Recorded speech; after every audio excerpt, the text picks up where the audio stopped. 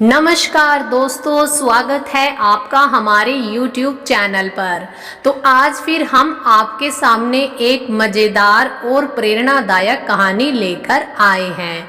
कहानी इस प्रकार से है कि सुबह से ही घर में हंगामा था। सारी सोसाइटी के लोग महेश नाथ जी के घर के आगे जमा हो रहे थे। कल रात कोई चोर महेश नाथ जी की तिजोरी ही चुरा कर ले गया था। सभी जानते थे कि वह तिजोरी महेश नाथ जी को कितनी अजीज और प्यारी थी। हर वक्त वह उसे अपनी नज़र के सामने रखते थे। घर के किसी भी सदस्य को उसे छूने तक की इजाज़त नहीं थी। बिना पूछे उनके कमरे में आने जाने तक की मनाही थी। लेकिन आज तो उनके कमरे का नज़ारा ही बदला हुआ था। लोग कमरे में भरे पड़े थे और सभी एक दूसरे से पूछने में लगे थे कि क्या हुआ, कैसे हुआ, वगैरह वगैरह। महेश नाथ जी के दोनों बेटे बहू रह रहकर अपनी किस्मत को कोस रहे थे। बड़ी बहू ने कहा, मुझे तो पहले ही पता था कि तिजोरी में करोड़ों रुपए भरे हुए हैं। पिताजी जब भी इसे खोलते थे तो कमरे का पंखा बंद करवा देते थे। डरते होंगे कि रुपए कहीं उड़ उड़ कर बाहर ना आ जाए। अरे हमें दे देते तो क्या बिगड़ जाता।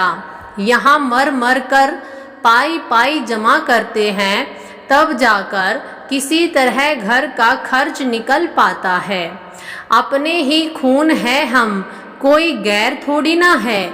आखिर चोर ले ही गया तो पड़ गई ना कलेजे में ठंडक। हाँ, जेठानी की बातें सुनकर छोटी बहू कहाँ पीछे रहने वाली थी। कहने लगी, नहीं जीजी, मुझे तो लगता है उसमें गहने रखे थे। आखिर माताजी के जाने के बाद उनके सारे गहने कहाँ गए। पिताजी तो बैंक जाते ही नहीं हैं। तिजोरी तो इतना भारी था कि एक बार सफाई के लिए पिताजी ने उसे 2 आदमियों से उठवाया था। करोड़ों के सोने हीरे के गहने होंगे उसमें। यहाँ पहनने के लिए एक ढंग की सोने की चूड़ी भी नहीं है। हमारे लिए ही संजोया था तो हमें दे देते ना। कम से कम अपना शौक तो पूरा कर लेते हम। कल को बेटे बेटियां बहने हैं, उनके काम आ जाते। इस घर में ब्याह करके हमें क्या मिला है।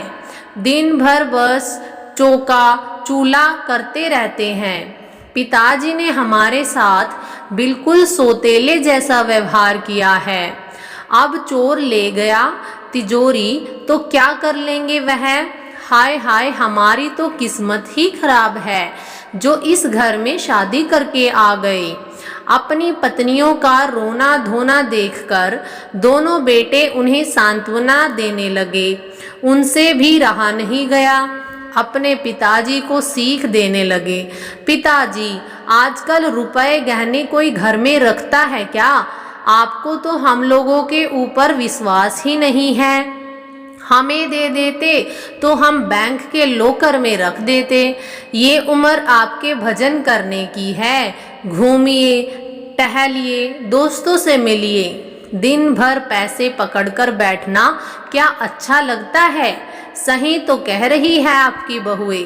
हम में बांट देते तो हम अपना भविष्य अच्छा कर सकते थे। अब सब चोर उठाकर ले गया तो क्या मिला बताइए। हमें तो जरा सी बात पर डांट देते हैं। अब आपने इतनी बड़ी गलती कर दी है तो उसका क्या। सचमुच हमारे साथ बड़ा अन्याय किया है आपने। बेटे बहू की बातें सुनकर मोहल्ले वालों में कानाफूसी शुरू हो गई थी। सभी घुमा फिराकर महेश नाथ जी को ही दोष दे रहे थे। सठिया गए हैं चाचा जी, इतने लायक बेटे बहू कहाँ मिलते हैं आजकल। चाचा जी को उनके साथ ऐसा नहीं करना चाहिए था।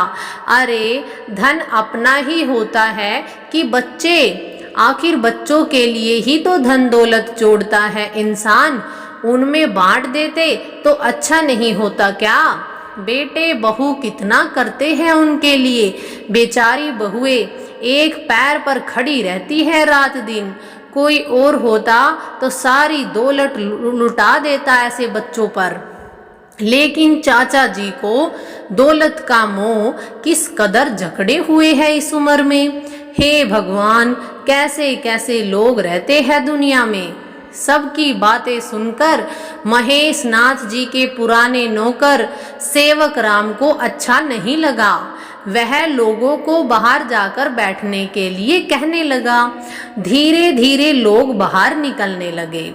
सेवक राम ने महेश बाबू को समझाना शुरू कर दिया। मैं तो कब से कह रहा था कि तिजोरी विजोरी भैया भाभी को सौंपकर हरिद्वार चलिए। आप हमारी सुनते ही कहाँ है।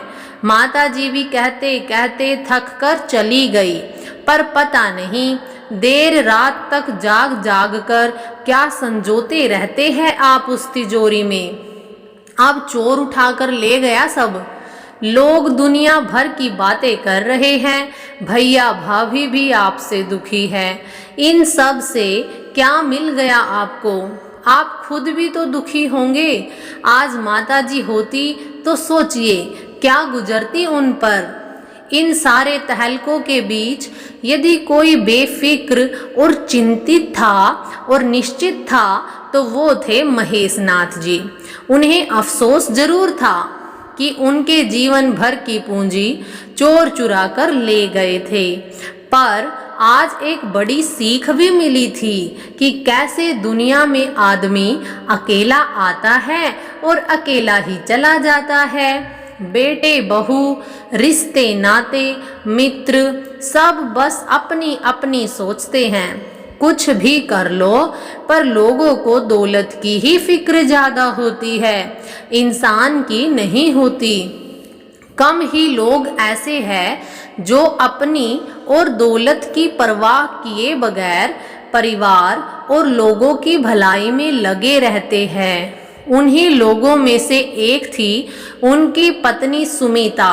आज अपनी पत्नी की कमी उन्हें बहुत खल रही थी। सभी तिजोरी के लिए परेशान थे, परंतु किसी ने भी ये नहीं पूछा कि चोर ने आपको कोई चोट तो नहीं पहुंचाई ना, आप ठीक तो हैं ना, सुबह से कुछ खाया है कि नहीं खाया है, अपनी दवाई ली है या नहीं ली है। सुमिता होती तो सबसे पहले यही पूछती। बाहर सबकी कानाफूसी और हाय तौबा का दौर अभी तक जारी था। लोगों ने राय दी कि पुलिस में शीघ्र ही खबर कर दी जाए। आखिर करोड़ों का सवाल है, ऐसे थोड़े ही छोड़ा जा सकता है। तय हुआ कि बड़ा बेटा मोहल्ले के कुछ लोगों के साथ महेश नाथ जी को लेकर थाने जाएगा। महेश नाथ जी का जाना जरूरी था, क्योंकि तिजोरी की विस्तृत जानकारी वही दे सकते थे। सब मिलकर महेश नाथ जी के कमरे में पहुंचे। सेवक राम ने कहा गया कि पिताजी को दूसरी धोती और जूते पहना दे और उनकी छड़ी लाकर उनको दे दे, तुरंत निकलना है उनको। सुनकर सेवक राम बक्से से धोती निकालने लगा, परंतु महेश नाथ जी ने थाने जाने से मना कर दिया। उनका कहना था कि उनके बरसों की तपस्या रखी थी उस तिजोरी में, अगर उनकी तपस्या में शक्ति है तो चोर स्वयं ही आकर उनसे क्षमा मांगेगा। पुलिस के चक्कर में पड़ने की कोई जरूरत नहीं है। उनकी यह बात सुनकर बेटा बेफिर हो गया। अजीब करते हैं आप पिताजी, ये भी कोई बात हुई? वो चोर क्या आपसे आएगा भला? हम सबको दुनिया भर की सीख देते रहते हैं और खुद एक नागरिक का फर्ज निभाने की बारी आई तो पीछे हट रहे हैं। बहुओं ने सुना तो भागती हुई अंदर कमरे में आई। ये क्या है पिताजी, इतनी दौलत ऐसे ही थोड़ी ना छोड़ देंगे। पुलिस में जल्दी खबर नहीं की तो समय पाकर चोर तो कितनी दूर निकल जाएगा, फिर तो कुछ भी मिलने से रहा। लोगों में फिर से कानाफूसी शुरू हो गई। सचमुच बुढ़ापे में दिमाग काम करना बंद कर गया है आदमी का। भला सोचो क्या बात हुई, कहीं ऐसा तो नहीं कि चाचा जी को शौक लग गया है इसीलिए ऐसी ऐसी बातें कर रहे हैं। काठ मार गया है लगता है। ऐसे में कितनों का दिमाग खराब होते देखा है हमने। एक एक कर सभी अपने अपने अनुभव बताने लगे। कुछ औरतों को सहानुभूति सी भी हो गई। वे बहुओं को अलग से बुलाकर समझाने लगी, जब ऐसा शौक लग जाए तो जरूरी है कि उस आदमी को थोड़ा रुलाया जाए। रोने से अंदर का गुबार निकल जाता है और आदमी नॉर्मल रहता है। अब समस्या खड़ी हुई कि कैसे रुलाया जाए। पिताजी कोई बच्चे तो नहीं है। कुछ अनुभवी औरतें इस समस्या का समाधान ढूंढने में लग गई। महेश नाथ जी तक की यह बात पहुंच गई। इतने तमाशे से तो अच्छा है मैं इन लोगों के साथ थाने चला जाऊं। उन्होंने मन ही मन में सोचा और धोती बदलने के लिए अभी उठने ही वाले थे कि बाहर कुछ शोर सा सुनाई दिया। अरे पकड़ो इसे, नालायक, तेरी हिम्मत कैसे हुई। बेटे बहू आवाज लगाकर ऐसी सुनकर बाहर की ओर भागने लगे। महेश नाथ जी अभी कुछ समझ नहीं पाते या पूछ पाते, तब तक उन्होंने देखा कि दो शख्स उनकी तिजोरी उठाए कमरे की तरफ चले आ रहे हैं। पीछे पीछे मोहल्ले वाले और लपकते हुए बहू बेटे। छोटी बहू ने कहा, मैंने तो कहा ही था कि गहनों से भारी है तिजोरी। भला चोर कितनी दूर तक लेकर भाग सकता है। तिजोरी न तो खुली होगी न ही टूटी होगी नालायक से। सो करता क्या, रास्ते में ही छोड़कर भाग गया होगा। भला हो इन दोनों भाइयों का जो घर तक सही सलामत पहुंचाने आए। तब तक उन दोनों ने तिजोरी जगह पर रख दी थी। बेटे बहू की तो जान में जान आ गई थी। अभी वो कुछ पूछ पाते इससे पहले ही वो दोनों शख्स महेश नाथ जी के चरणों में गिर पड़े। हमें माफ कर दीजिए बाबूजी, हमसे भूल हो गई थी। हम रास्ता भटक गए थे, इसीलिए चोर बन गए थे। मौका देखकर हम खिड़की से अंदर आए और आपकी तिजोरी उठाकर लेकर चले गए। पर आपके विचारों ने हमें बहुत बड़ा रास्ता दिखाया है, गलती का एहसास कराया है।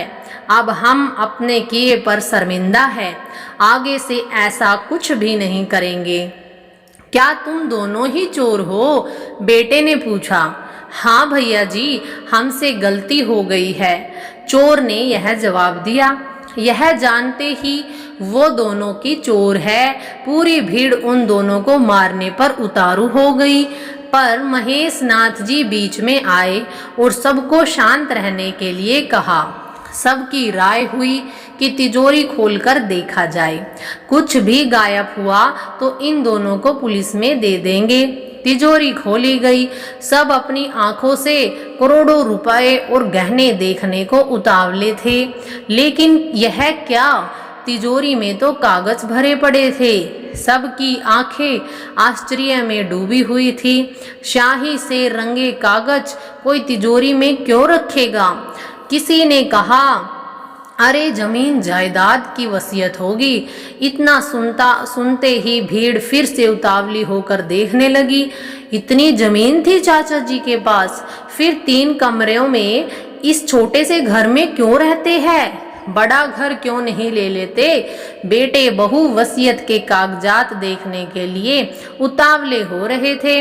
उन्होंने एक एक करके सारे कागज देख लिए, पर किसी में भी वसीयत लिखी ही नहीं दिखी। किसी में कविताएं, किसी में कहानियां, किसी में दार्शनिक विचार। ये क्या है पिताजी? आश्चर्य में डूबे बेटे ने कहा। अब महेश नाथ जी की बारी थी। बड़े ही शांत भाव से उन्होंने कहना शुरू कर दिया, मैं हमेशा से एक लेखक और कवि रहा हूँ। यह लेखनी ही मेरी पूंजी है। रात रात भर जाग जाग कर मैं अपने अनुभव और दिल में छुपे हुए चिंतन के भाव लिखता रहा हूँ। तुम्हारी माँ के जाने के बाद ये कलम और लेखन ही मेरे साथी है। अपने हृदय की हर बात, दुनिया की अच्छाई बुराई, संस्कारों की बातें सब मैंने इन कागजों पर उकेरने की कोशिश की है, ताकि मेरे बाद जब बच्चे इसे पढ़े तो उन्हें सही और गलत का अंतर पता चल जाए, सही मार्गदर्शन मिले और उन सभी सवालों के जवाब भी जो परेशानियों में रास्ता भटका सकते हैं। कविताओं में भी संस्कार छुपे होते हैं जो इंसान को सहृदय बना सकते हैं। मशीनी दुनिया के लिए यह बहुत जरूरी है बेटा। हम इंसान हैं, जीवन जीने के लिए आए हैं, दौलत इकट्ठी करने नहीं आए हैं। मैं अपने बेटों को, पोते पोतियों को संस्कारों की वसीयत देना चाहता हूँ। दौलत तो वे खुद कमा लेंगे, मुझे अपनी लेखनी पर भरोसा है। तभी तो मैं थाने जाने से इनकार कर रहा था। देखो, मेरे विचारों को पढ़कर इन दोनों चोरों के मन बदल गए। मुझे खुशी है कि रात भर जागकर लिखना काम कर गया। चोरों ने कहा, हाँ बाबूजी, जब हमने आपके विचार पढ़े तो हमें अपने ऊपर शर्म आने लगी। हमें लगा कि गलत रास्ते पर चलकर कभी सही मंजिल नहीं मिलेगी। समय रहते हम रास्ता बदल ले, यही हमारे लिए ठीक होगा। हम लोग बुरे नहीं हैं बाबूजी। दौलत की लालच और परेशानियों ने हमें गलत रास्ता दिखा दिया है, लेकिन आगे से ऐसा नहीं करेंगे, हम वादा करते हैं। महेश नाथ जी भावुक हो रहे थे और मन ही मन बहुत संतुष्ट भी। बोले, चलो मेरी कलम से एक दो को तो सही राह दिखाया, शायद आगे और लोग भी पढ़कर सही मार्ग अपनाने को विवश हो जाए। लेखकों के पास रुपए, गहने, दौलत कहाँ होती है, उनका वह करेंगे भी क्या। लेखकों और कवियों के पास तो विचारों और संस्कारों की दौलत होती है जो कभी खत्म नहीं होती। लोगों को भले ही उनकी दौलत दिखाई नहीं देती, पर उनमें युग के युग बदलने की ताकत होती है। सुनकर बेटे बहू सहित सारे मोहल्ले वाले मुंह बनाने लगे। लो, खोदा पहाड़ निकली चुईयां। हम सब परेशान थे, किसके लिए और मिला क्या। चलो भाई, सब अपने अपने घर चलो, बहुत काम पड़ा है। सब बड़बड़ाते हुए एक एक करके जाने लगे। बेटे ने कहा, यह क्या पिताजी, तिजोरी तो आप ऐसे संभालते थे कि पता नहीं क्या है उसमें। आज का पूरा दिन खराब हो गया। ऑफिस पहुंचने में देर हो गई तो डांट सुननी पड़ेगी, वो अलग। पिताजी पहले बता देते तो हम अपना काम तो निपटा लेती। अभी तक चूल्हा बर्तन सब कुछ वैसे ही पड़ा हुआ है। बड़बड़ाते हुए बेटे बहू भी कमरे में चले गए। दोनों चोर बार बार माफी मांग रहे थे और महेश नाथ जी अच्छे मार्गदर्शन के लिए आग्रह कर रहे थे। महेश नाथ जी कभी तिजोरी देखते तो कभी खुले दरवाजे को, जहां से अभी अभी उनके बेटे बहू निकल कर गए थे। मन ही मन में सोच रहे थे कि क्या दुनिया में सिर्फ उन्हीं कागजों का महत्व है जिनमें वसीयत लिखी होती है, या वे कागज भी अनमोल होते हैं जिनमें समाज और देश के संस्कार बदलने की ताकत होती है। धन्यवाद दोस्तों, आपको यह मोटिवेशनल कहानी कैसी लगी कमेंट बॉक्स में ज़रूर बताना, और अगर हमारे चैनल पर नए हैं तो चैनल को लाइक, शेयर और सब्सक्राइब जरूर कर देना। धन्यवाद।